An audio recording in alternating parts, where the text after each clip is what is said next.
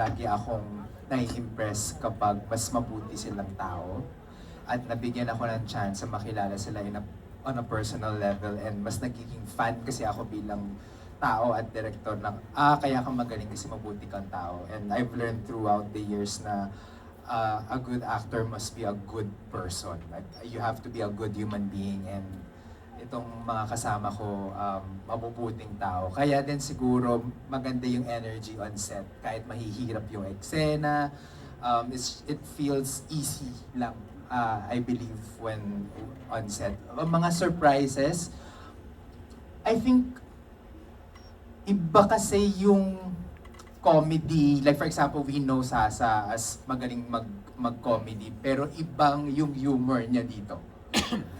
Each and every Yes, one of direct. them, I agree. ibang-iba yung humor na hindi nakasanayan ng tao. Like for example, Mika, like the biggest surprise is may comedic timing siya. Like she knows how to punch her lines pagdating na pag sa kanya na yung punchline na hindi ko akalain. Alam mo, sabi ko nga sa kanya, mag-comedy ka ba? Like she is a revelation. Even AC, May like padating. Oh, like lako. even AC, like may mga ad-libs siya na parang okay yun na parang okay yun na. And with Mikey, like meron na siyang comedy, papanood na natin siya sa Encantadia sa Sangre, pero iba kasi yung role niya dito. Pwede ba reveal? Like she plays a mom. Okay, she plays a young mom.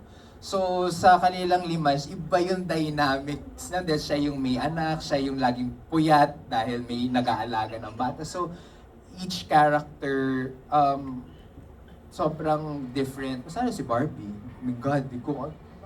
Minsan lagi ko man tinatanong, okay ka pa ba? Kasi ang baliw-baliw na nung pinaggagawa namin. Pero sobrang committed, sobrang game.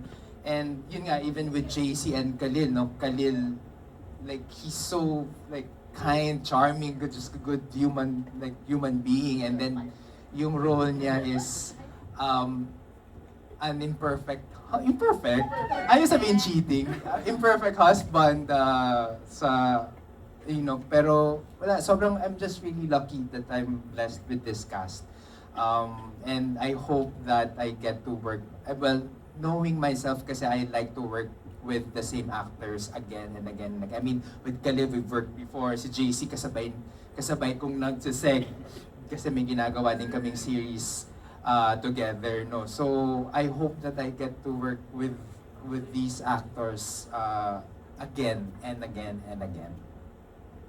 Direk, kamusta yung selection process with your cast? How